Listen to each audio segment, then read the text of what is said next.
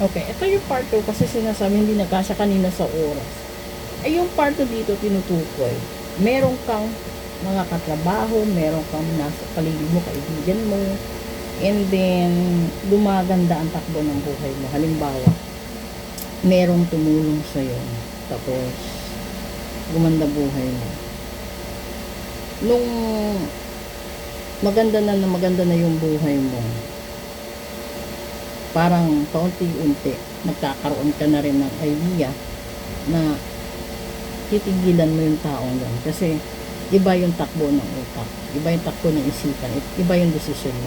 Kalimitan itong nangyayari sa mga tao na hindi nila inaasahan na merong karma sa buhay nila agad-agad.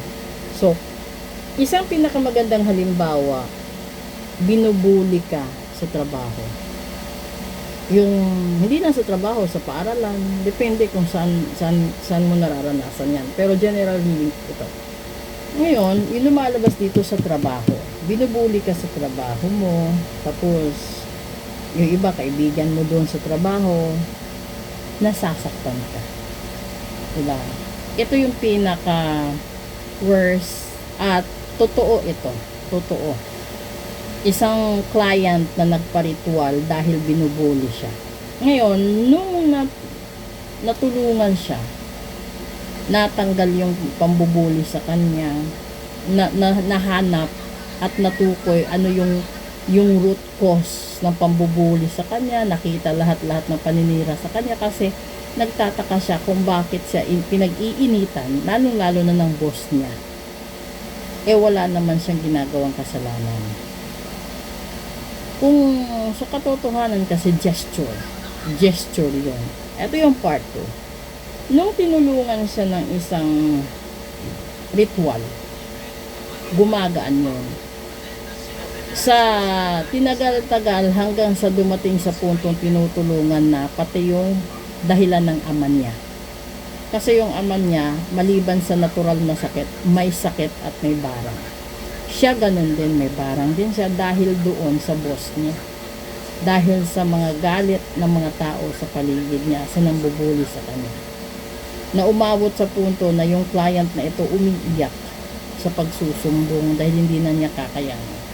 Yung ritual na ginawa sa kanya, ito yung kalimitan na ritual na hindi dapat ginagawa kapag hindi buo yung gagamitin. So yung ginawa doon, inabunuhan siya, tinulungan siya hanggang sa dumating sa punto na hindi na siya nagbibigay ng update, lalong-lalo na doon sa pera. Yung sinasabi niya lagi, hirap siya. Yung sinasabi niya lagi, wala na siyang pera.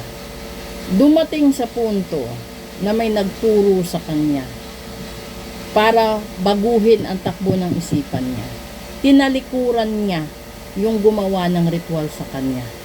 Tinalikuran niya yung tumulong sa kanya at sa ama niya at sa pamilya niya para matanggal yung barang na yun. Pinagkatiwalaan niya yung bagong tao na nagbigay sa kanya ng advice. Pero yung advice na yun yung lason sa ritual na ginawa nung una. Ngayon, ang buong akala niya, dahil doon, okay na. Hindi niya alam, may karma siya. Kasi, hindi niya tinapos yung tungkulin niya doon sa gumawa sa pagtanggal ng lahat-lahat ng kamalasan sa buhay niya, sa pagtanggal ng lahat-lahat ng nambubuli sa kanya, doon hanggang sa mga tumutulong, yung tinulungan siya. Ngayon, yung tao, yung lalaking ito na tumulong sa kanya para baguhin niya yung desisyon niya, natigilan yung una. Itong lalaking ito ang naging dahilan ba't niya nakamit yung karma niya. Tandaan nyo, yung pink card na ito is the possible solution. Ngayon, sa karma dito, dahil naniwala siya sa maling advice, hindi na dumating yung mga inaasahan niyang blessings at hindi na rin nag-fertilize yung pera na naritual sa kanya. Ngayon, Hindi kaya ng lalaking ito na sundin kung ano yung ginamit dito sa kanya. Kaya nagkandaletse-letse ngayon, nagkakaroon siya ng problema for the past 6 weeks or so sa buhay niya kasi naniwala siya sa lalaki na wag nang pansinin yung unang tumulong sa kanya. Merong mga tao na sadya talagang yung kapag naramdaman na nila na okay na sila, tumitigil sila doon sa taong tumulong sa kanila or sa taong nag-open ng mga good opportunities para sa kanila. Kaya nga minsan nagtataka ka, diba? Biglang nag-shut off yung blessings mo. Biglang nag-shut down ang kalusugan mo. Biglang nag-shut down ang negosyo mo. May mga ganun kasing tao na okay sila sa'yo kapag kailangan kanila. Pero kapag may nagbigay sa kanila ng advice, ang bilis nilang mag-switch.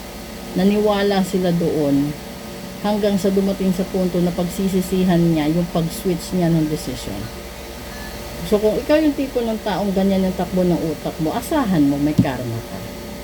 At yung karma na yan, sinasabi ko ulit, it takes 10 to 11 years. So kung anong edad ka na karma, it takes 10 to 11 years, kakarmahin ka dun. So isusugal mo ba ulit yung blessings na paparating at sa yung pag-fertilize ng ritual? Kasi yung unang ritual na pinabayaan niya dahil sa advice ng isang lalaki na buong akala niya alam din kung ano yung ginawa ng isa. Ang pinakapangit na ugali kasi inabunuhan ka para magawa yun. Pero ang kinalabasan parang wala kang utang na loob.